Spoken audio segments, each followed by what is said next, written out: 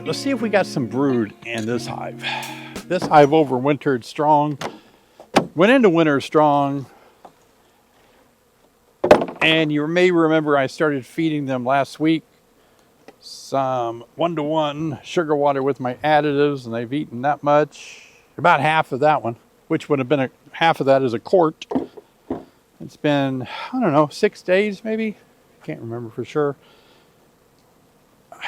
They haven't eaten as much of this one, so they've eaten a quart of that.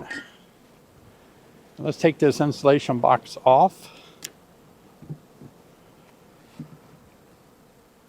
And here's the Burns feeder board right here they've been eating from. It is crazy in the bee yard. Oh man, all the hives are just, look at that. They're just going crazy down the line here. I can't show you all of them, but man, it is like they are bumping into my hat. They're everywhere. I got bees everywhere. Smoke the bottom entrance. They're going in and out there. Since we have this, let's get some smoke in there. All right, let's take this feeder board off. Let's see what's in the honey super. This box has 2 deep boxes. By deep, for those of you that are new, I mean they're 9-inch boxes, typical Langstroth deep boxes. Alrighty. I know there's bees on that. Wasn't that funny the other day when I made that video and there were so many bees on my hat? I don't know. There for a while I didn't even know it in the beginning, and then I went somewhere and I heard them up there when I walked over to pick up something else. And I'm like, wow, there's a lot of bees on my hat. All right, let's see what's going on up here in the super. I'm going to be brave. I normally start at one edge and work my way over, but I think today I'm going to be safe and pulling up one of the middle frames here. It was nice to make this video before I went to Beak Meet up in Wisconsin. It was warmer when I filmed this, but now it's turned cold again. I had a great time at Beak Meet Conference. Thank you, Mike and Lori and your team for putting on a great conference up there. We had a great time. I really enjoyed meeting so many of you up there. What an opportunity. So thank you guys. Loved it up in Wisconsin. All right, picking it up there. All right. Ooh, good. I don't see that the queen has made her way up here, which is a good thing, good or bad. Get some sun behind me. Yeah, that's just a regular super frame. So let's take this one off because it doesn't have any sign of brood. Let's smoke it and see how heavy that is to lift. And tell me how much of it they ate. Is that attached to the foam? I don't think so. All right. Oh, that's heavy. Yeah, they relied more on the food I was giving them than they did eating their own honey super. That's crazy. Well, let's smoke them, move them away so we can adjust and move around some frames a little bit here. See what we got going on in here. Okay, I think I see a frame I'd like to pull up. Again, in the summer, I would normally just start on one edge and work my way across, which I probably should do just to show those of you that are new, maybe watching for the first time. But sometimes you can pull a frame up out of the middle. You just run the risk of killing and rolling bees and killing bees, and unfortunately you might kill your queen doing that too, and you don't want to do that. If I kill my queen now, I'm in deep trouble. Because it's February the 18th, and there are no queens available. It's winter. It's hard to believe. That's a solid rock solid frame of honey there, and they're going to be okay the rest of the winter. You wouldn't even have to feed this colony. Both sides, nothing but just honey. Unless it turns really cold, and then they can't get to that one because it's way over here on the edge, and they'll cluster in the middle. I think what I'll do is scoot across, kind of get to the middle a little faster here, because these look to be full of honey. This top deep is full of honey. Capped over honey. All right, let me smoke again. Since I'm not wearing gloves, you need to smoke a lot. A lot of times when I work with beekeepers, I notice that they are very reluctant to smoke their bees. And boy, that kind of scares me when I see that, because once bees get a little irritated over anything at all, then if they're not kept calm with smoke, as soon as they get rowdy, they are more rowdy. That's the frame I want right there. I don't know why, I just want to see what that middle frame looks like. The middle frame it's the heart of the hive, really. It tells you what's going on in the hive. You know, so I want to know if the bees are up here, the queen's laying brood. The great thing about working with bare hands is you can feel everything. You can feel when you're touching a bee, you can back off and all that good stuff. All right, we do have some brood. Look at that. Yeah, that's typical winter brood, you know, patches of it here and there. Take a glance for eggs in the sunlight.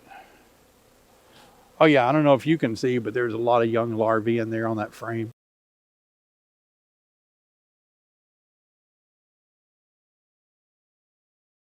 So that's ramping up. See, that's what those 2 jars did 6 days ago. If my camera will show you that, the bees are ramping up brood production. Laying eggs and a lot of larvae down in there. And they're 6-day-old larvae. So it's almost like the minute I gave them food, they started laying eggs. Beautiful. Wonderful. Those eggs, that larvae that you see, it's going to be foragers here when I start getting the spring flowers blooming. The bee walking across there that has pollen on her legs that I put out there. There's no pollen. Here in central Illinois, nothing is blooming. There's no nectar. Like I said, 30 days from winter, there's nothing. I know a lot of you have stuff. You're going to, leave a comment that, hey, I got pollen coming in like crazy. I got nectar coming in like crazy. I know, but I'm just trying to show you what you can do. Even if you want to back up and you have pollen now, you could have done some things even before now, like a month ago, to beef them up and get them even ready to bring more nectar in now. Look at the frame next to it. So we got a queen, everything's good, there's brood. Coming out of winter with a lot of bees being raised, we're in good shape here. I'm going to look at this one too. Oh, just a honey frame. Yep. Now there are a lot of bees down in the bottom box. That could be where we have more bees, more brood. But we're not going to take time to look into this one anymore because all is good. I don't want to accidentally kill my queen by bumping frames around. When everything is going good now, you don't want to blow it, right? She could be on this frame since we saw some eggs, larvae, and capped over pupae. Let me take a closer examination, see if we see a queen here. Don't really have to see her. Just be fun to welcome her to 2026. We could do the Sherry and David queen dance if we see the queen. Yeah, I might find her and do the dance again. That's funny. A lot of bees clumped up over here. Let's go in there and break up the party, see what happens. See if a queen is hanging out over here. Nah, I don't see a queen. Sorry for those of you that found her at home if I missed her. But I'm in a big cloud of bees. This yard right here is just full of bees, and I'm looking through a veil. But I don't see her. Another glance over here just to be sure. Yeah, there's some bees clumped up. Sometimes she's under those bees. Nope, see her. I've seen enough. I mean, this is a strong hive, coming out of winter. Yeah, really thriving. Let's put it that way. So come on in to the live stream this Thursday night, 7 p.m. Central Time. Going to be a fun time. We have giveaways planned, and we always have good question and answer times where I answer your questions.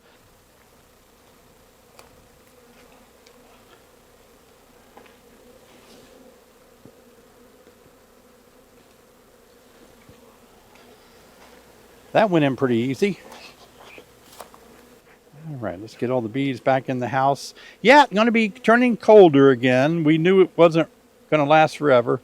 Warm spell is nice. I think it's great to have the bees out exercising a little bit, but it's not going to last very long. Let's put this heavy super back on. Boy, that's at least 40 pounds, maybe closer to 50. Woo! All right, here we go. Let's put this hive back together. We're going to keep feeding them. Got a few more days of nice weather to feed these bees. Get out of there, bee. Yeah. All right, there's one jar.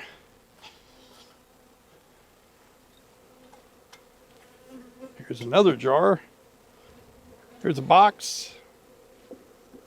And as you can see here on my weather app, it is going to get colder. I'm only going to get into the 40s in the daytime, and it's going to be back in the 30s and even in the 20s. So we're going to put insulation around these jars. And I have this. Let's see, where did I get that? I need one more piece of insulation to lay there. I'm going to put this insulation in here just to help out a little bit. Wow, that's nice, isn't it? Keep that in there.